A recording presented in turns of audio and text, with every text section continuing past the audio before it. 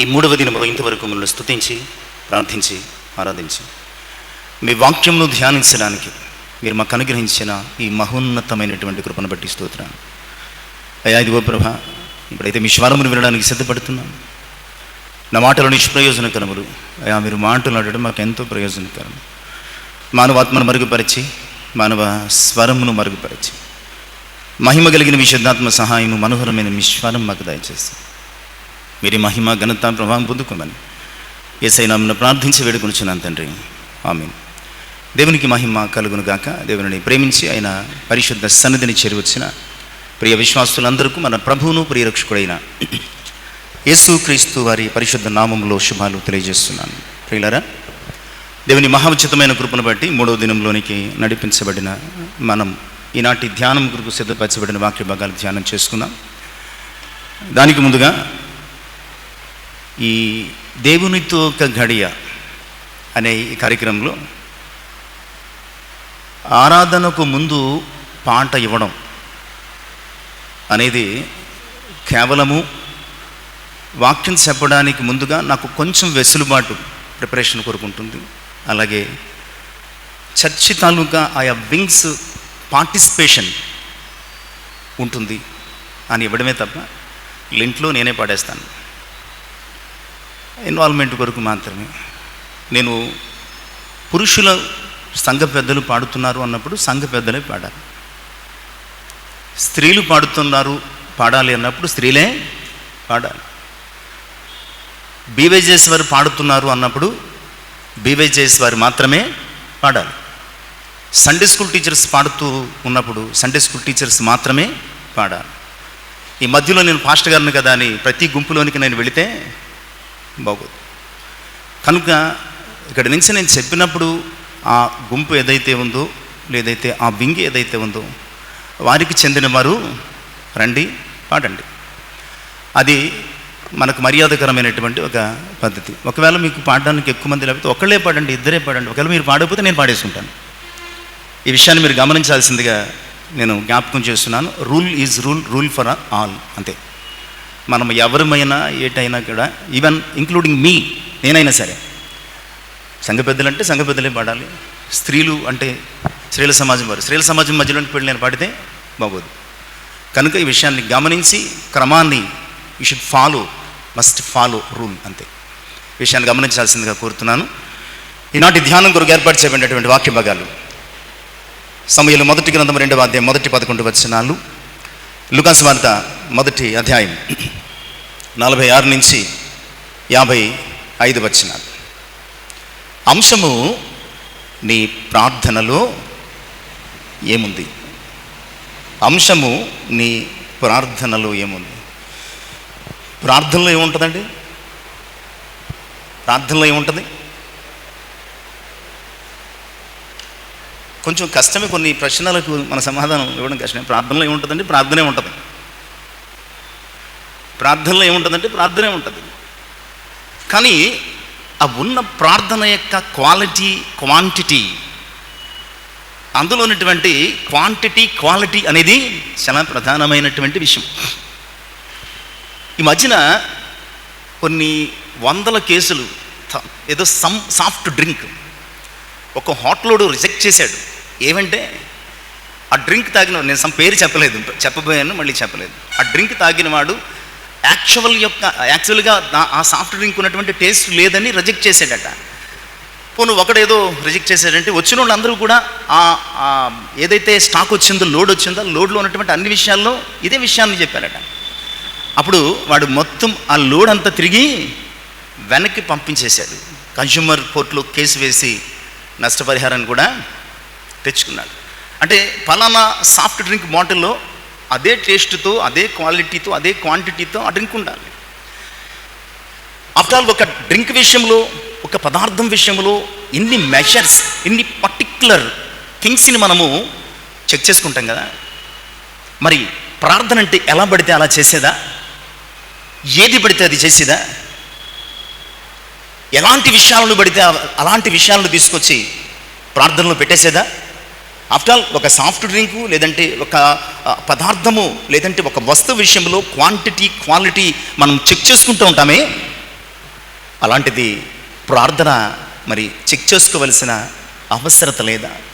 Bible గ్రంథంలో different kinds of prayers ఉన్నాయి, రకరకాల ప్రార్థనలు ఉన్నాయి.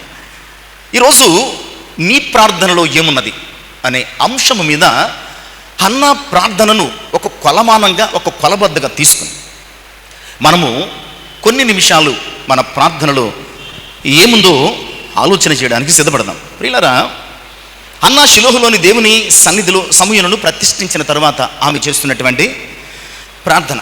సాధారణంగా మనం వచ్చిన పని, అనుకున్న పని అయిపోయిన తర్వాత ఏం చేస్తామండి? మనం ఇంటికి వెళ్ళిపోతాం. ఆమె వచ్చింది, బలి అర్పించింది, కొడుకును సమర్పించింది. ఏం చేయాలా? వెనక్కి వెళ్ళిపోవాలి.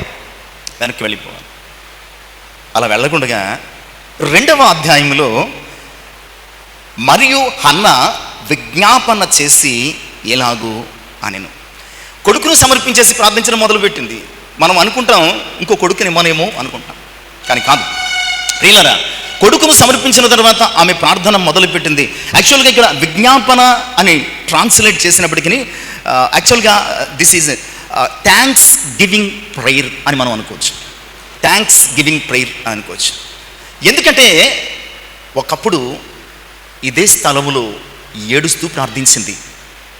ఇదే స్థలంలో, ద సేమ్ ప్లేస్ అండి, ఇదే స్థలంలో ఒకప్పుడు అన్న ఏం చేసిందో తెలుసా? ఏడుస్తూ ప్రార్థించింది. మనము మొదటి రోజు ధ్యానం అదే. కన్నీరు విడుస్తూ ప్రార్థించింది, మూలుగుతూ ప్రార్థించింది, మనోదుఖంతో ప్రార్థించి భారభరితమైనటువంటి హృదయంతో ప్రార్థించింది. ఇక చిట్ట చివరి అవకాశంగా ఆయన మందిరములో తన ఆత్మను కృమ్మరించుకొని ప్రార్థించింది. ఏడాది తిరిగే కల్లా ఇదే స్థలములో ఆమె సంతోషంగా కృతజ్ఞత చెల్లిస్తుంది. దీని నుంచి మనం నేర్చుకోవాల్సిన విషయం, నువ్వు ఎక్కడ ఏడుస్తూ ప్రార్థించావు, నువ్వు ఎక్కడ ఏడుస్తూ దేవుని సన్నిధిలో కన్నీరు విడిచావు, నువ్వెక్కడ దేవుని సన్నిధిలో మూలుగుతూ గోజాడావు, నువ్వెక్కడ దేవుని సన్నిధిలో దొర్లిపడి ఏడ్చి దేవునికి మొత్తుకున్నావో, అదే స్థలములో దేవుడు నీకు జవాబును ఇవ్వబోతున్నాడు. అదే స్థలములో నీ ఏడుపుకు కారణమైన దాని విషయములో నీ జీవితంలో కార్యము చేయబోతున్నాడు. నువ్వు ఏడ్చిన స్థలములోనే నువ్వు నవ్వే ఒక దినము దేవుడు నీ జీవితంలోనికి తీసుకురాబోతున్నాడు. ఈ ప్రార్థనలో మరింత ఔన్నత్యత కలిగినటువంటి విషయం ఏంటంటే, ఈ ప్రార్థనలో కొన్ని ప్రధానమైనటువంటి విషయాలను మరియ తన గీతంలో వాడుకుందండి. లూకాసు వార్త 1వ అధ్యాయము 46 నుంచి 55, మనము మ్యాచ్ చేయడానికి ఇది టైం కాదు. లూకాసు వార్త 1వ అధ్యాయం 46 నుంచి 55 వచనాల్లో ఈ హన్నా చేసినటువంటి ప్రార్థనలో ఉన్నటువంటి కొన్ని విషయాలు మరియ వాడుకున్నది తన ప్రార్థనలో కొన్ని మ్యాచ్ అవుతూ ఉన్నాయి. అంటే లోకరక్షకుని తల్లి అయినటువంటి మరియ ఒక సామాన్యమైనటువంటి స్త్రీ చేసిన, హన్నా చేసినటువంటి ప్రార్థనను ఒక మోడల్గా తీసుకుందంటే హన్నా ప్రార్థన ఎంత ఔన్నత్యత కలిగిందో ఆ విషయం మనకి అర్థమవుతూ ఉన్నది. ప్రియులారా, ఈరోజు మన జీవితంలో మన ప్రార్థన ఎలా ఉన్నది? అవసరం ఉన్నప్పుడు ఒకలాగా, అవసరము తీరాక ఒకలాగా మనము ప్రార్థించే వారంగా ఉన్నామా? లేదంటే మన ప్రార్థన కేవలము క్వాంటిటీ అంటే ఇంత టైం చేయాలి అని మాత్రమే అనుకుంటున్నామా? ప్రార్థనలో క్వాలిటీ, దాని ఉద్దేశం ఏంటంటే స్పిరిచువల్, ఆత్మీయ క్వాలిటీ ఉండాలి అన్నది ఈరోజు నా యొక్క ఉద్దేశం. కనుక ఈరోజు మన ప్రార్థనలో ఏముంది అనే ప్రశ్నకు జవాబు దొరకాలంటే హన్నా ప్రార్థనలో ఏముందో మనము వెతకాల్సిన అవసరత ఉన్నది. చాలా విషయాలు చెప్పింది. 14, 15, 20 ఒక్కొక్క లైన్కి ఒక్కొక్క హెడ్డింగ్ పెట్టుకోవచ్చు. కానీ నేను ఒక 7 విషయాలు హన్నా ప్రార్థన నుంచి ఈరోజు మీ ముందు ఉంచబోతున్నాను. మన ప్రార్థనలు కూడా ఇవి ఉండగలిగితే మన జీవితానికి ఎంతో ఆశీర్వాదకరం. మొట్టమొదటిగా 2వ అధ్యాయము 1వ వచనం, మరియు హన్నా విజ్ఞాపన చేసి ఇలాగనెను, నా హృదయము యెహోవా యందు సంతోషించుచున్నది, యెహోవా యందు నాకు మహాబలము కలిగెను, నీ వలని రక్షణను బట్టి సంతోషించుచున్నాను, నా విరోధుల మీద నేను అతిశయపడను. ఫస్ట్ ఆఫ్ ఆల్ అన్న ఈ ప్రార్థనలో కృతజ్ఞత అనేది, అసలు ఒక మాటలో చెప్పాలంటే ఈ వచనం మాత్రమే కాదండి, కంప్లీట్ ఈ చాప్టరే కృతజ్ఞత ప్రార్థన, కృతజ్ఞత కీర్తన, కృతజ్ఞత స్తుతి అని మనం టైటిల్ పెట్టుకోవచ్చు, ఒక సింగిల్ టైటిల్ అనుకుంటే కనుక. కానీ మనము 7 అంశాలను ధ్యానిస్తున్నాం కనుక ఫస్ట్ ఈ మాటలు అన్న హృదయంలో పెళ్ళుబుక్కుతున్నటువంటి కృతజ్ఞతను, అయ్యా ఒకప్పుడు నేను చాలా బలహీనంగా ఈ స్థలానికి వచ్చాను, ఒకప్పుడు నేను చాలా దుఃఖంతో ఈ స్థలానికి వచ్చాను, ఒకప్పుడు చాలా కృంగిపోయి చాలా సిగ్గుపడుతూ ఈ స్థలానికి వచ్చానయ్యా. బట్ ఇప్పుడైతే నా హృదయము యెహోవా యందు సంతోషించుచూ ఉన్నది, యెహోవా యందు నాకు మహాబలము కలిగింది, నీ రక్షణను బట్టి నేను సంతోషించుచూ ఉన్నాను, నా విరోధుల మీద నేను అతిశయ పడుదును. కృతజ్ఞతతో ఆమె హృదయము ఉప్పొంగుతూ ఈ ప్రార్థన చేస్తుంది. కృతజ్ఞతతో ఈ విజ్ఞాపన ఆమె చేస్తుంది అన్న సంగతిని దేవుని యొక్క వాక్యం ద్వారా జ్ఞాపకం చేస్తున్నాను. ప్రియులారా, మన ప్రార్థనలో ఏముండాలి అంటే చాలా ప్రధానమైనటువంటి the first thing is thanks giving. కృతజ్ఞత అనేది మన ప్రార్థనలో ఉండి తీరా. నువ్వు ఎలాంటి స్థితిలో ఉన్నా, నువ్వు కష్టంలో ఉండు, నువ్వు బాధలో ఉండు, నువ్వు శ్రమలో ఉండు, నువ్వు దుఃఖంలో ఉండు, నువ్వు వేదనలో ఉండు, నువ్వు ఇంకా ఎలాంటి అనుభవంలోనైనా ఉండు, బట్ మన ప్రార్థనలో నువ్వు ఏ స్థితిలో ఉన్నా కృతజ్ఞత అనేది ఎట్టి పరిస్థితుల్లో మిస్ అవ్వకూడదు. అందుకనే ఫిలిప్పీ పత్రిక 4వ అధ్యాయం 6-7 వచనాలలో చెప్తున్నటువంటి అద్భుతమైనటువంటి మాటలు మనం చదువుకుందాం. దయచేసి గమనించండి. ఫిలిప్పీ పత్రిక 4వ అధ్యాయము 6-7 వచనాలు దయచేసి చదువుకుందాం. దేనిని గురించి చింతపడకుడి గాని ప్రతి విషయములోను ప్రార్థన విజ్ఞాపనముల చేత. దేనిని గురించి చింతపడద్దు, ప్రతి విషయములోను ప్రార్థన విజ్ఞాపనముల చేత కృతజ్ఞతాపూర్వకముగా. మీరు నిజమే, మీ గుండెలో పుట్టెడు దుఃఖం ఉంది, మీ హృదయంలో చాలా వేదన ఉంది, మీరు చాలా కృంగిపోయారు, మీరు చాలా వేదనతో ఉన్నారు. బట్ దేవుని వాక్యం ఏం చెప్తుందంటే, నువ్వు ఏ స్థితిలో ఉన్నా దేనిని బట్టి చింతపడకు. నీవు ఉన్నటువంటి ప్రతి సిచ్యువేషన్, ప్రతి విషయములోనూ నీ ప్రార్థనలో ఉండాల్సినటువంటి ప్రధానమైన విషయం ఏంటంటే నువ్వు కృతజ్ఞతాపూర్వకముగా ప్రార్థించు. నీవు కృతజ్ఞతాపూర్వకముగా హన్నా మనకు నేర్పిస్తున్నటువంటి విషయం అది. ప్రతి విషయంలోనూ కృతజ్ఞత అనేది మనకి. నిజానికి హన్నా సిచ్యువేషన్ ఏంటో తెలుసా మీకు? ఇక్కడ హన్నా సిచ్యువేషన్ ఏంటో తెలుసా? నిజానికి ఈమె గుండెల్లో చాలా దిగులు ఉండాలి, నిజానికి ఈమె గుండెల్లో చాలా చింత ఉండాలి, నిజానికి ఈమె గుండెల్లో చాలా వేదన ఉండాలి, నిజానికి ఈమె గుండెల్లో చాలా భారం ఉండాలి. ఎందుకు తెలుసా? లేక లేక లేక లేక కొడుకు పుడితే కొడుకును సమర్పించి తిరిగి వెళ్ళే సమయం ఇది.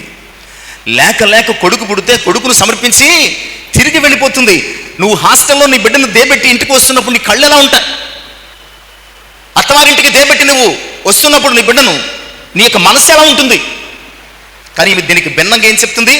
నా హృదయము సంతోషిస్తుంది, నా కొడుకును బట్టి నాకు దిగులు లేదు, కానీ నా దేవుణ్ణి బట్టి నాకు బలము కలిగింది. నా కొడుకును బట్టి నాకు దిగులు లేదు, కానీ నా దేవుని బట్టి నాకు బలము కలిగింది అని కృతజ్ఞతాపూర్వకమైనటువంటి ఆ గొప్ప విజ్ఞాపన, ఆ గొప్ప ప్రార్థన అనేది ఏమి చేస్తున్నట్లుగా మనము చూస్తున్నాం. ఎందుకు ప్రియులారా? హబక్కుకు ప్రార్థన మనకి ఇక్కడ గుర్తుకు రావాలి. ఏమున్నా లేకున్నా నా సంతోషము, నా బలం ఎవరు? హబక్కుకు 3వ అధ్యాయం 17-19 వచనాలు. ఏమున్నా లేకున్నా అన్నీ మళ్ళీ మళ్ళీ మళ్ళీ చాలాసార్లు, కొన్ని 100 సార్లు, అంజూరపు చెట్లు, ఒలివ చెట్లు, ఏమున్నా లేకున్నా నా దేవుని యందు నేను సంతోషిస్తాను, నా దేవుని బట్టి నేను ఆనందిస్తాను. ఎందుకంటే నా బలము నాకున్నవి కాదు, నా కొడుకో, నా ఆస్తో, నా పాస్తో, నా ఐశ్వర్యమో కాదు. నా బలం ఎవరు? నా దేవుడే. నా సంతోషం ఎవరు? నా దేవుడే అన్న సంగతిని ప్రియులారా. అందుకనే తెస్సలోనికీయులకు రాసిన 1వ పత్రిక 5వ అధ్యాయము 16-18 వచనాల భాగములు, అందులో సింగిల్ లైనే, కానీ అక్కడ గ్యాప్ లేకుండా కంటిన్యూగా రాశాడు కనుక అక్కడ అంటాడు, ప్రియులారా, ప్రతి విషయములోనూ కృతజ్ఞతాస్తుతులు చెల్లించండి, ఇలాగు చేయుట యేసు క్రీస్తునందు మీ విషయములో, ప్రతి విషయంలోనూ కృతజ్ఞతాస్తుతులు చెల్లించండి, ఇలాగు చేయుట యేసు క్రీస్తునందు మీ విషయంలో దేవుని యొక్క చిత్తం. అంటే మన ప్రార్థనలో కృతజ్ఞత ఉండడం అనేది దేవుని చిత్తం. మన ప్రార్థనలో కృతజ్ఞత చెల్లించడం అనేది మన ఎడల ప్రత్యేకించి దేవుని యొక్క ఉద్దేశముగా వాక్యము జ్ఞాపకం చేస్తుంది. ఇక హన్నా ప్రార్థనలో కృతజ్ఞత ఉన్నది, మన ప్రార్థనలో కూడా ఏముండాలి? కృతజ్ఞత ఉన్నదా లేదా చెక్ చేసుకోవలసిన అవసరం. ఇక రెండవ విషయం, 2వ అధ్యాయం 2వ వచనము 3వ వచనపు మొదటి భాగం. యెహోవా వంటి పరిశుద్ధ దేవుడు ఒక్కడును లేడు, నీవు తప్ప మరి ఏ దేవుడును లేడు. మన దేవుని వంటి ఆశ్రయదుర్గమేది లేదు. యెహోవా అనంత జ్ఞానియగు దేవుడు. ప్రియులారా, ఈమె ప్రార్థనలో రెండవదిగా దేవునిని ఘనపరుస్తూ ఉంది. దేవుని యొక్క గుణ లక్షణాలను కొనియాడుతుంది. ఆయన యొక్క క్యారెక్టరిస్టిక్స్, ఆయన గుణ లక్షణాలను. ప్రియులారా, ఈరోజు మన ప్రార్థనలో ఆయన యొక్క గుణ లక్షణాలను కొనియాడే అనుభవము ఉన్నదా లేదా? ఇందాక చెప్పినట్లుగా మరియ ప్రార్థనలోని, మరియ కీర్తనలోనికి మనం వెళితే కనుక మొదటి అధ్యాయము 46వ వచనము మనం చూస్తే, నా ప్రాణము ప్రభువును ఘనపరచుచున్నది. ఎందుకు అంటే ఆయన ఈ దీనురాలి స్థితిని కటాక్షించారు. నా ప్రాణము. నిజమే ప్రియులారా, మన ప్రార్థనలో మన ప్రాణం దేవుణ్ణి ఘనపరచాలి. ఆయన యొక్క క్యారెక్టరిస్టిక్స్ని కీర్తించాలి. ఆయన గుణ లక్షణాలను మనము ఘనపరచ, మహిమపరచ, కొనియాడ, కీర్తించబద్ధులమై ఉన్నాము అన్న సంగతిని దేవుని యొక్క వాక్యం ఇంగ్లీష్ బైబిల్లో she emphasizing God's unique holiness. There is no one holy like the Lord. There is no one beside you. There is no rock like our God. ఎంత చక్కని మాటలు. అంటే ఆయన లాంటోడు ఎవ్వరు లేరు, ఆయన లాంటోడు ఎవ్వరు కూడా.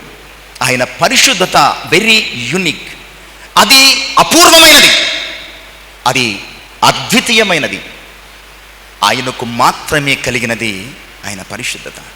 ఆయన పరిశుద్ధతను బట్టి ప్రియులారా, ఆయన ఆశ్రయదుర్గము అని, ఆయన అనంత జ్ఞానియగు దేవుడని ఆయన జ్ఞానాన్ని బట్టి మరీ స్తుతిస్తుంది. ప్రియులారా, నీ ప్రార్థనలో ఎప్పుడు దేవుని ఘనపరచాలి, ఎప్పుడు కూడా దేవుని ఘనపరచాలి. నిర్గమ 15:11 మిరియాము కీర్తనలో ఆమె అంటున్నది, వేల్పులలో ఆయన వంటి వాడు లేడు, పరిశుద్ధతను బట్టి ఆయన మహనీయుడు అంట.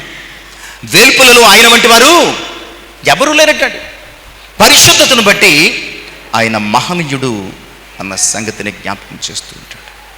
ప్రియులారా, నిజమే కదా, ఆయనను ఆశ్రయించే వారి పట్ల ఆయన మహోన్నతుడు. 92వ సంకీర్తన అంతా అదే కదా, మహోన్నతుని చాటును నివసించేవాడే సర్వశక్తిని నీడను విశ్రమించేవాడని, ఆయనను ఆశ్రయించే వారి ఎడల ఆయన కృప ఎలా ఉంది. ఇవన్నిటినీ జ్ఞాపకం చేసుకుంటూ అన్న దేవుణ్ణి ఘనపరుస్తుంది. మన ప్రార్థనలో మొట్టమొదటిగా కృతజ్ఞత అనేది ఖచ్చితంగా ఉండాలి. రెండు, మన ప్రార్థనలో ఖచ్చితంగా దేవునిని ఘనపరచాలి. ఇంకా చెప్పాలంటే దేవునిని మాత్రమే ఘనపరచాలి. చాలామంది చాలాసార్లు తమ ప్రార్థనలలో మనుష్యులను ఘనపరచడం మొదలు పెడతా ఉంటారు. కొంతమంది తమ్మును తాము ఘనపరుచుకోవడం మొదలు పెడతారు. అని సమూయేలు తన మొదటి గ్రంథం 2వ అధ్యాయం 30వ వచనం చివరి భాగంలో అంటాడు, నన్ను ఘనపరచువారని నేను ఘనపరచుదును, నన్ను తృణీకరించువారు.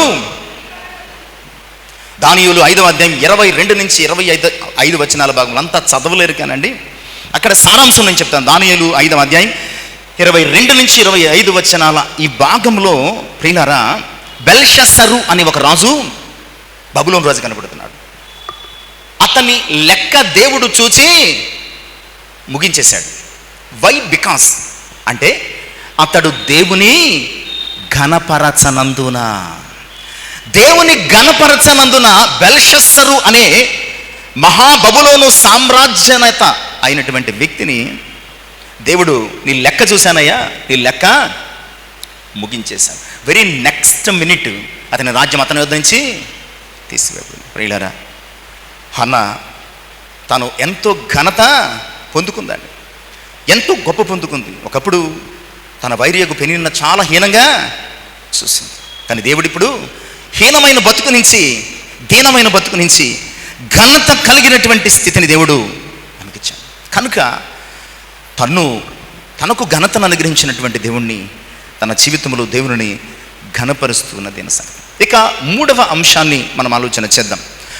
2వ అధ్యాయం 3వ వచనపు 2వ భాగము 4వ వచనం.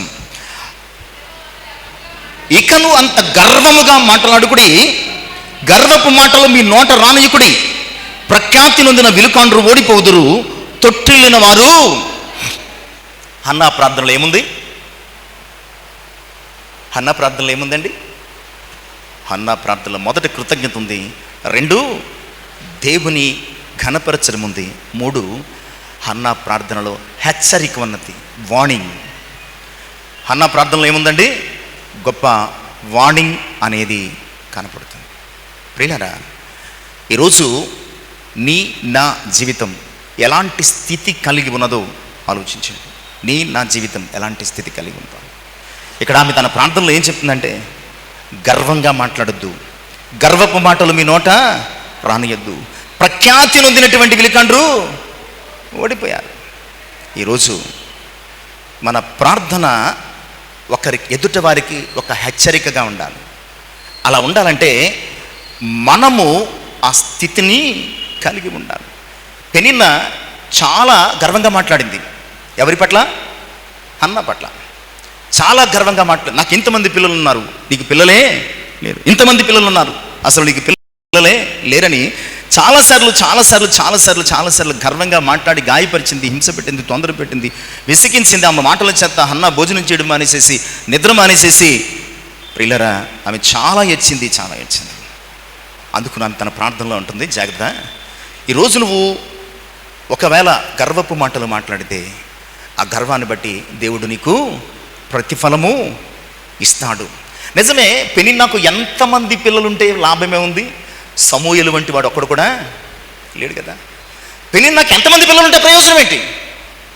సమూయేలు వంటి ఒక్క కుమారుడు కూడా లేడు. కనుక ఒకవేళ ఈరోజు మనం గర్వపడితే రేపొద్దున గర్విష్ఠులను, అహంకారులను ఆయన ఏం చేస్తాడట? ఎదిరించి పడేస్తాడట.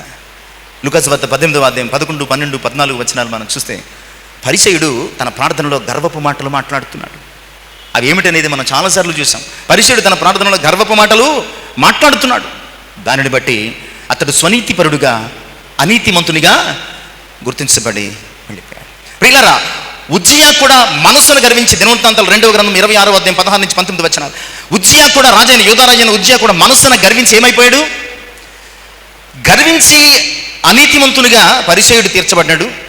గర్వించి ఉజ్జియా చెడిపోయాడు. గర్వించి నెబుకద్నెజరు గడ్డి తిన్నాడు. దానియేలు 4:30 నుంచి 33, ముఖ్యంగా 33వ వచనం. అందుకని సామెతలు 16:18లో జ్ఞానైన సొలొమోను అంటాడు, నాశనమునకు ముందు, పడిపోవుటకు ముందు అహంకారము నడుచు. కనుక హన్నా ప్రార్థనలో ఒక గొప్ప హెచ్చరిక. దేనిని బట్టి నువ్వు గర్వపడొద్దు, దేనిని బట్టి నువ్వు అతిశయపడొద్దు, దేనిని బట్టి నువ్వు గొప్పగా ఫీల్ అవ్వద్దు.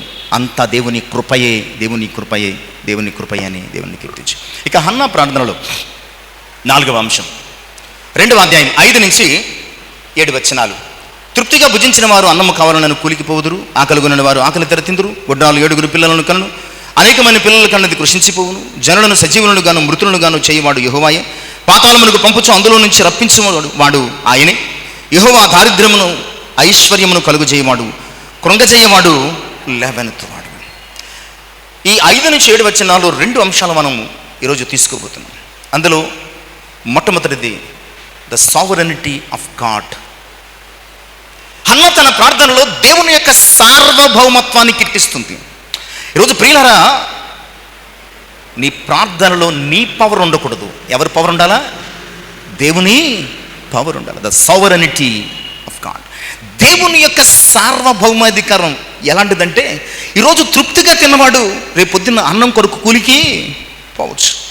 ఈరోజు ఆకలి కొనవాడు రేపు కడుపు నిండా తినవచ్చు. ఈరోజు పిల్లలు లేరు అన్న పిల్లల్ని కనొచ్చు.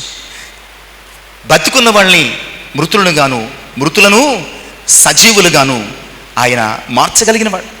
దారిద్ర్యమును ఐశ్వర్యమును కలుగు చేయగలిగిన వాడు, కృంగజేయవాడు, లేవనెత్తువాడు. మనం పాడతాం కదా, ఏమైనా అలా ఉందన్నమాట అండి. అంటే the sovereignty of God. Hannah తన దేవుని సార్వభౌమత్వాన్ని, ఎందుకంటే తన జీవితంలో గొప్పోళ్ళు, చేయగలిగిన వాళ్ళు, సమర్థులు అనుకున్నవారు ఎవరు ఏం చేయలేదు. ఎవరు ఏమి చేయలేని స్థితిలో దిక్కుతోచక చివరికి దేవుని సన్నిధిలో పడి ఏడిస్తే సార్వభౌమాధికారి అయినటువంటి దేవుడు ఆమెను జ్ఞాపకం చేసుకున్నాడు. మూసిన గర్భాన్ని తెరిచాడు. నవ్విన బతుకును ఆయన ఘనపరిచినట్లుగా మనము చూస్తాం. నిజమే ప్రియులారా, ఈరోజు నీ ప్రార్థనలో ఏముండాలంటే 4వ అంశముగా దేవుని యొక్క అధికారమును జ్ఞాపకం చేసుకోవాలి. దేవుని అధికారం ఉండాలి. నీ అధికారముతో కాదు, దేవుని అధికారముతో నీవు ప్రార్థన చేయగలగాలి. దేవుని అధికారంతో ప్రార్థన చేయాలి. ఎందుకంటే నువ్వు ప్రార్థిస్తున్న వాడు ఎవరు అంటే ఆయన నీల నాల సామాన్యుడు కాదు. ఆయన సార్వభౌముడైనటువంటి దేవుడు. ఆయన సృష్టికర్త అయినటువంటి దేవుడు. 100 సంవత్సరాలప్పుడు అబ్రహాముకు పిల్లలను కలుగు చేయగలిగిన వాడు. తృప్తిగా తిన్న ధనవంతుడు ఏమయ్యాడు? అగ్నిగుండములు ఒక చుక్క నీటి కోసం అలమట్టించలేదా? ఆకలి తీరని లాజరు ఏమయ్యాడు? ఆకలే లేని అబ్రహాము రొమ్మునా అనుకోలేదా? నా ప్రాణమా తినుము తాగుము సుఖించుము అన్న వ్యక్తి రాత్రికి రాత్రి దేవుడు పిలుచుకోలేదా? 4 రోజులు శవమైనటువంటి లాజరును ఆయన బయటకు రప్పించలేదు. ఇవన్నీ ఏమిటి అంటే దేవుని యొక్క సార్వభౌమాధికారతనం, దేవుని యొక్క సావరిన్ పవర్ని చూపిస్తున్నాయి. అవి సాక్ష్యముగా ఉన్నాయన్న సంగతిని దేవుని యొక్క వాక్యం ద్వారా జ్ఞాపకం. కనుక హన్నా తన ప్రార్థనలో ఆ ప్రార్థన తన శక్తిని బట్టి తన పవర్ని బట్టి చేయటం లేదు, కానీ దేవుని యొక్క అధికారమును బట్టి చేస్తుంది, దేవుని యొక్క శక్తిని బట్టి చేస్తుంది, దేవుని అధికారానికి లోబడి చేస్తుంది. ప్రియులారా, ఈరోజు మన ప్రార్థన దేవుని అధికారంతో చేస్తున్నామా లేదా మానవాధికారంతో చేస్తున్నామా? దేవునికి లోబడి చేస్తున్నామా లేదా మానవునికి లోబడి చేస్తున్నామా? ఆయన అంటాడు, నీ ప్రవర్తన అంతటి యందు ఆయనకు లోబడు, అప్పుడు ఆయన నీ త్రోవలు సరళం చేస్తాడు. మన ప్రార్థనా జీవితం ఆయన సార్వభౌమాధికారానికి లోబడి చేయగలిగితే కనుక ఆయన మన త్రోవలు సరళం చేస్తాడు. ఇక 5వ అంశాన్ని మనం చూద్దాం. 2వ అధ్యాయం 5 నుంచి 7 వచనాలు. ఈ 3 వచనాలు అంటే 5, 6, 7 ఈ 3 వచనాల్లో మొట్టమొదట మనం చూసినటువంటి అంశం ఏంటి? సావరిన్ పవర్ ఆఫ్ గాడ్, దేవుని యొక్క సార్వభౌమాధికారం. ఇక 2వది ఏంటంటే హన్నా ఈ మాటలను తన ప్రార్థనలో పలకడం చేత ప్రియులారా దేవుని యొక్క సమర్థత మీద నమ్మకాన్ని చూపిస్తుంది.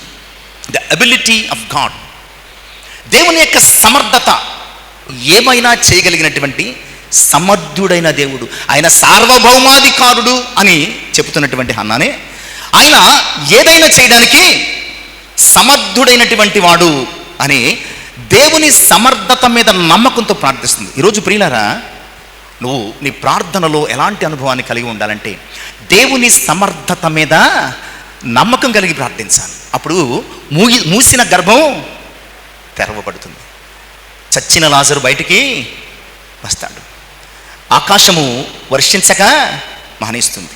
మళ్ళా ప్రార్థన చేస్తే ఆకాశము వర్షిస్తుంది, భూమి తన ఫలము ఇస్తుంది. నీవు అలాంటి దేవుని సమర్థత మీద నమ్మకం ఉంచి ప్రార్థన చేయగలిగితే సముద్రము పాయలవుతుంది, బండ నుంచి నీళ్లు వస్తాయి. అటు మోషే, అటు యెహోషువ, ఏలియా, ఎలీషా ఇలాంటి భక్తులందరూ ఎలా ప్రార్థించారంటే తమ సమర్థతను బట్టి ప్రార్థించలేదు, తమ యొక్క జాబును బట్టి, తమకున్నటువంటి స్టేటస్ని బట్టి, నేను ప్రవక్తను కదా, లేదంటే నేను ఇది కదా, లేదంటే నేను అది కదా అని ప్రార్థించలేదు.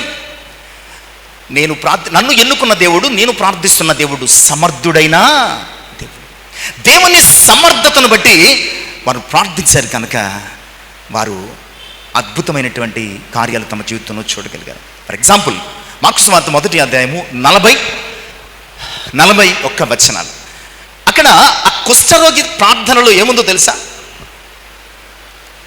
దేవుని సమర్థత మీద ఒక గొప్ప నమ్మకం కనపడుతుంది. ఏమన్నాడు అతడు? నీకిష్టమైతే నన్ను శుద్ధునిగా. ఈ మాట దేనికి సంబంధించిందంటే దేవుని నువ్వు ఖచ్చితంగా చేస్తావు, నాకుంది నమ్మకం, అయితే నీకిష్టమైతే చెయ్యి. ఈరోజు మన ప్రార్థనలో ఖచ్చితంగా దేవుని సమర్థత మీద ఉండాలి. నిజమే కదా? మండుచున్న ఈ అగ్నిగుండము నుంచి మమ్మను తప్పించి రక్షించుటకు సమర్థుడు కనుకే అగ్ని వాసన అంటకుండగా వారు తప్పించబడ్డారు. మార్కు సువార్త 4వ అధ్యాయము 21-22 వచనాల్లో కూడా మృతతుల్యుడైనటువంటి అబ్రహాం అటండి, మరి ఆ వయసులో కూడా దేవుని వాగ్దానాన్ని అవిశ్వాసము వలన సందేహింపక దేవుడు తనకు సంతానమును కలుగు చేటుకు సమర్థుడని నమ్మేడటండి. అబ్రహాముకు తెలుసు తన శరీరం అసమర్థతతో నిండిపోయింది, తన శరీరము అసమర్థమైనది. బట్ ఈ శరీరమందు ఆయన తన కార్యాన్ని చేయడానికి సమర్థుడు కదా. అలాంటి ప్రార్థన అనుభవము నీ జీవితంలో తప్పక ఉండాలి అన్న సంగతిని దేవుని యొక్క వాక్యం ద్వారా జ్ఞాపకం చేస్తున్నాను. ఇక ఆరవ అంశం 2వ అధ్యాయము 8-9 వచనాలు. దరిద్రులను అధికారులతో కూర్చుండబెట్టుటకు మహిమగల సింహాసనను స్వతంత్రింపచేయుటకు వారిని మంటిలో నుండి ఎత్తువాడు ఆయనే, లేమిగల వారిని పెంట కుప్ప మీద నుంచి లేవనెత్తువాడు ఆయనే. భూమి యొక్క స్తంభములు యెహోవా వశము, లోకమును వాటి మీద ఆయన నిలిపి ఉన్నాడు. అలాగే తన భక్తుల పాదములు తొట్టెలకుండా ఆయన వారిని కాపాడును. దుర్మార్గులు అంధకారమందు మాటు మనుగుదురు, బలము చేత ఎవ్వడు. ఈ 8-9 వచనాల సారాంశం ఏంటంటే, హన్న తన ప్రార్థనలో 6వదిగా దేవుని కృపను జ్ఞాపకం చేసుకుంటుంది. మన ప్రార్థనలో అసలు మనం ప్రార్థన చేసేదే దేవుని కృపను బట్టి, అంతే కదండి. దేవుని కృపను బట్టి మాత్రమే మనం ప్రార్థన చేయగలుగుతున్నాం. లేకపోతే అసలు ఆయన పేరు పలకడానికి మనకి ఎలాంటి యోగ్యత అయినా ఉందా? కేవలము దేవుని కృపను బట్టి మాత్రమే ప్రార్థన చేయాలి. హన్నా కూడా అదే చేస్తుంది. ఆ రోజు ఏడ్చి ప్రార్థించిన, ఈరోజు సంతోషంతో ప్రార్థించిన హన్నా ప్రార్థన చేయడానికి కారణము, ఆధారము ఏమిటంటే ఆయన కృప కలిగిన వాడు కనుక ఆమె ప్రార్థన చేయగలుగుతుంది, అంతే కదా. ఆయన మన ఎడల కృప కలిగిన వాడు కనుక ఈరోజు మనం ప్రార్థన చేయగలుగుతున్నాం. ఆయన కృపే లేకపోతే ఆయన గుమ్మము మెట్టు ఎక్కడానికి కూడా మనము సరిపోం. ఒకప్పుడు నిజంగా ఎక్కడ యెరూషలేము దేవాలయ ప్రాంగణంలో ఒక క్రమం ఉంది. మొదట 5 భాగాలు ఉండేవట. మొదట అతి పరిశుద్ధ స్థలము, 2 పరిశుద్ధ స్థలము, 3 యాజకులు లేదా సామాన్య యాజకులు నిలిచే స్థలం, 4 ఈ సామాన్య పురుషులు నిలిచే స్థలం, 5 ఆవరణం. అంటే స్త్రీలు అన్యులు కూడా అక్కడ ఉంటారు. స్త్రీలు ఉండొచ్చు, అన్యులు ఉండొచ్చు. ఆయన ఎంత కృప కలిగిన వాడు కాకపోతే ఆవరణము అవతల ఉండాల్సినటువంటి మన జీవితాలను అతి పరిశుద్ధ స్థలము వైపునకు నడిపించాడు. అర్థం చేసుకోండి. కనుక ఎప్పుడు ప్రార్థించినా మనము ఆయన కృపను జ్ఞాపకం చేసుకోవాలి. దరిద్రులను అధికారులతో కూర్చొని మహిమగల సింహాసనాన్ని వారికి స్వతంత్రింపజేస్తాడు. వారిని మంటలోంచి ఎత్తుతాడు, పెంట కుప్ప నుంచి లేవనెత్తుతాడు. 113వ సంకీర్తన 6, 7, 8 చరణాలు ఇవే చెప్తున్నాయి కదండి. ఆయన ఆకాశము నుండి వంగి చూడ అనుగ్రహించుచు ఉన్నాడు. ప్రధానులతోనూ తన ప్రజల అధికారులతోనూ ఆయన కూర్చుండబెట్టుటకై ఆయన నేల నుండి దరిద్రులను, పెంట కుప్పల మీద నుంచి బీదలను పైకి. నేను చాలాసార్లు చెప్పాను ఈ మాట. ఆయన భూమి ఆకాశములను, భూమిని చూస్తాం, ఆకాశాన్ని కూడా చూస్తామంటే ఆయన మనల్ని ఎంతగా హెచ్చించాడు. ఆకాశ మహాకాశాలకు పైగా మనల్ని హెచ్చించుంటాడు. అందుకనే ఆకాశాన్ని కూడా ఆయన వంగి చూడని అనుగ్రహించుచున్నాడు. ఇంతకీ ఇదంతా ఎక్కడి నుంచి వచ్చింది? ఎక్కడో పడి ఉన్నటువంటి మనల్ని తీసుకుని, పెంట కుప్ప మీద పడి ఉన్నటువంటి మనల్ని తీసుకుని ఆయన అత్యున్నతమైనటువంటి కృపలోనికి నడిపించాడు అన్న సంగతిని దేవుని యొక్క వాక్యము జ్ఞాపకం చేస్తుంది. అందుకని అన్న కృపను జ్ఞాపకం చేసుకుని ఆయన సన్నిధికి ప్రార్థించిన ప్రతిసారి మనం ఆయన కృపను జ్ఞాపకం చేసుకోవాలి. సమూయేలు 2వ గ్రంథం 7వ అధ్యాయం 18-19 వచనాల్లో దేవుని మందిరానికి వెళ్ళినప్పుడు దావీదు కూడా ఏం చేశాడు? కింద కూర్చోండి, అయ్యా నేను రాజును, నాకు సింహాసనం ఉంది, నాకు కిరీటం ఉంది, నాకు అధికారం ఉంది, నాకు పలుకుబడి ఉంది అన్నాడా? దేవుని సన్నిధిలో అవేమీ పనికిరావు. అయ్యా నీవు నన్ను ఎంతగా హెచ్చించడానికి నేను ఎంత మాత్రపు వాడను, నా కుటుంబం ఏపాటిది, ఇంత చేసిన నీ దృష్టికి చాలా కొంచెమేనని ఆయన కృపను జ్ఞాపకం చేసుకుంటూ ప్రియులరా దేవునిని స్తుతించాడు, ప్రార్థించాడు. హన్నా కూడా అదే చేస్తుంది. ఈరోజు మన ప్రార్థనలో ఆయన కృపను జ్ఞాపకం చేసుకోగలుగుతున్నామా, లేదంటే మన యొక్క గొప్పతనమే మనము కలిగి ఉన్నామా ఆలోచించండి. ఇక చివరిదిగా 7వ అంశం 2వ అధ్యాయం 10వ వచనం. యెహోవాతో వాదించువారు నాశనమగుదురు, పరమండలములో నుండి ఆయన వారిపైన ఉరుము వలె గద్దించును, లోకపు సరిహద్దుల నుండి వారికి ఆయన తీర్పు తీర్చును. అసలు మాట ఇప్పుడు చదువుకుందాం. తాను నియమించిన రాజునకు ఆయన బలమునిచ్చును, తాను అభిషేకించిన వానికి అధిక బలము. హన్నా ప్రార్థనలో చాలా విశేషమైనటువంటి అంశం ఏంటంటే దేవుని ప్రవచనము ఉన్నది. ఇది ప్రవచనాత్మకమైన ప్రార్థన. ఎందుకంటే ఈమె ప్రార్థిస్తున్నప్పటికీ ఇంకా రాచరిక వ్యవస్థ రాలేదు. ఆమెకు రాజుల గురించి తెలియదు. కానీ తెలియకనే ఆమె ప్రార్థిస్తున్నది మనము చెప్పుకున్న అన్ని అంశాలను బట్టి అయినప్పటికీ ఆమె పరిశుద్ధాత్మ నింపుదలతో ప్రార్థిస్తుంది. కనుక ఆ ప్రార్థన, ఆ కీర్తనం ముగింపులో ఆటోమేటిక్గా ఓ ప్రవచనం వచ్చేసింది. తాను నియమించిన రాజునకు ఆయన బలమునిచ్చెను, తాను అభిషేకించిన వానికి అధిక బలము కలుగా చేయును. ప్రియులారా, ఇక్కడ మనము చూసినప్పుడు ఆ మొదటి భాగపు ఆ సమాంతర రెండవ భాగాన్ని చూస్తే రాజు అన్న ఆ పదానికి రెండవసారి అభిషేకించిన వానికి, ఇది యేసుక్రీస్తును గుర్చినటువంటి రాకను ముందుగానే జ్ఞాపకం చేస్తుంది. ఇది ఈ లోకపు రాజులను గురించి చెప్పబడిన ప్రవచనం ఎంత మాత్రం కూడా కాదు. పరలోకపు రాజును గురించి, అభిషేకించబడి పంపబడినటువంటి మెస్సయ్యను గురించి చెప్పబడుతున్న చెయ్యబడుతున్నటువంటి ఓ ప్రవచనాత్మకమైనటువంటి ప్రార్థన అని మనం ఖచ్చితంగా జ్ఞాపకం చేసుకోబద్దులమే. కనుక 7వదిగా ఆమె ప్రార్థనలో ప్రవచనం ఉన్నది. ఈరోజు మన ప్రార్థనలో ప్రవచనం ఉన్నదా, లేదా కేవలము మన వచనాలు మాత్రమే, ప్రభువు వచనం ఉన్నదా, లేదా మన సొంత మాటలు మాత్రం? అంటే ప్రభువు నడిపింపును బట్టి ప్రార్థిస్తున్నామా, దేవుని నడిపింపును బట్టి ప్రార్థిస్తున్నామా, లేదా ఈ లోక సంబంధమైనటువంటి జ్ఞానాన్ని బట్టి ప్రార్థిస్తున్నామా? మనం ఆలోచన చేసుకోవాల్సిందిగా జ్ఞాపకం చేస్తున్నాం. హన్నా ప్రార్థన మనం చూసాం. ఈరోజు నీ ప్రార్థనలో ఏముంది? హన్నా ప్రార్థనలో కృతజ్ఞత ఉంది. మరి మన ప్రార్థనలో కృతజ్ఞత ఉందా? హన్నా ప్రార్థనలో దేవుని ఘనపరచడం కనిపిస్తుంది. మరి నీ ప్రార్థన ద్వారా దేవుని ఘనపరుస్తున్నావా? హన్నా ప్రార్థనలో ఒక గొప్ప హెచ్చరిక ఉన్నది. మరి నీ ప్రార్థన అన్యులకు, ఈ లోకానికి ఒక హెచ్చరికను జారీ చేస్తుంది. హన్నా ప్రార్థనలో దేవుని సార్వభౌమాధికారాన్ని కీర్తిస్తుంది. దేవుని అధికారానికి ఒప్పుకుని ప్రార్థిస్తున్నావా? హన్నా ప్రార్థనలో దేవుని సమర్థత మీద నమ్మకం ఉంచింది.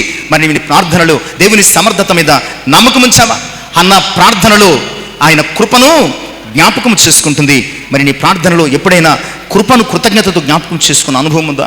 7వదిగా హన్నా ప్రార్థనలో రానున్న రాజాదిరాజు అయినటువంటి క్రీస్తు యేసు వారిని గురించినటువంటి గొప్ప ప్రవచనం ఉన్నది.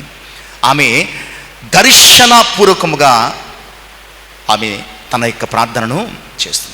ఈరోజు మన ప్రార్థనలో రొటీన్గా ఇది కావాలి ప్రభు, అది కావాలి ప్రభు, ఇలా చేయి ప్రభు, అలా చేయి, ఒక రొటీన్ ప్రార్థన కాదు. ఇది ఒక డిఫరెంట్ ప్రేయర్. ఇది ప్రతి క్రైస్తవ విశ్వాసి, దేవుని కృపను అనుభవిస్తున్న ప్రతి ఒక్కరూ చేయాల్సినటువంటి ఒక ప్రత్యేకమైన ప్రార్థన. మనము ఎప్పుడు చూసినా మనము పొందకపోయినా మన ప్రార్థనలు ఏముంటాయి? మన అవసరాలు ఉంటాయి. పొందిన తర్వాత కూడా ఏముంటాయి? మన అవసరం. ఇక్కడ పొందక పూర్వము అయ్యా నా కష్టం ఇది అని చెప్పుకుంది. పొందిన తర్వాత ఇక అందులో ఎలాంటి నీడ్స్ కనిపించడం లేదు.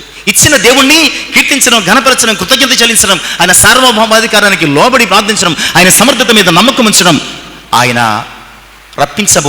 పంపించబోయే రారాజుల గురించి ప్రవచించడం. కనుక అన్నిసార్లు మన అవసరతలే కాదు, కొన్నిసార్లు మన ప్రార్థనలో దేవుని యొక్క కృపతో కూడినటువంటి చిత్తమును నెరవేర్చు ప్రార్థనను ప్రార్థించేవారిగా ఉండాలి. అలాంటి ప్రార్థన చేయగలిగినప్పుడు ఆ ప్రార్థన ఒక మోడల్ ప్రేయర్గా అనేకులకు ఇన్స్పిరేషన్ ఇస్తుంది. అంతేకాదు మనల్ని దేవుని సన్నిధిలో ఆయన సాధనాలుగా అలాంటి ప్రార్థన అనుభవాన్ని మనం కలిగి ఉండాలని జ్ఞాపకం చేస్తాం. కొద్ది మాటలు ముగిస్తున్న ఈ మాటల జీవితంలో దేవుడు ఆశీర్వాదకంగా ఫలింపచేయనుగా. ఆమేన్. తన నుంచి ప్రార్థన చేసుకుందాం. పరిశుద్ధుడైన వందనాలు. నిజమే, నీ ప్రార్థనలో ఏమున్నది అనే ప్రశ్న ద్వారా హన్నా ప్రార్థనలో ఏమేమి ఉన్నదో ఆలోచన చేశామయ్యా. హన్నా ప్రార్థనలో ఉన్నటువంటి అనేక అంశాలు ఈరోజు మా ప్రార్థనలో కొంచెమైనా లేకుండా పోతున్నాయి. ఎప్పుడు మా అవసరతలు, అక్కరలు, సమస్యలు, శ్రమలు, వీటిని గురించి అయ్యా మీ కృపను గురించి జ్ఞాపకం చేసుకుని కృతజ్ఞత చెల్లించి, కృపను జ్ఞాపకం చేసుకుని, సమర్థతను, సార్వభౌమాధికారాన్ని, మీ పరిశుద్ధతను అయ్యా ఇదిగో ప్రభా కొనియాడి ఘనపరిచి ప్రవచనాత్మకంగా ప్రార్థించే అనుభవం ఉందా లేదా? మా ప్రార్థనా శైలిని మార్చుకోవడానికి, ప్రవచనాత్మకంగా పరిశుద్ధాత్మాభిషేకముతో ప్రార్థించడానికి కృప మా ఎడల కలుగొచ్చేయమని విన్న వాక్యం మా హృదయములో మా ప్రార్థన రూపాన్ని, గమ్యాన్ని మార్చి మీ మనస్సును ఎరిగి నేను ప్రార్థన చేయగలిగే కృపలో ఫలింపజేయమని యేసు నామమున ప్రార్థించి వేడుకొనుచున్నాను తండ్రి. ఆమేన్.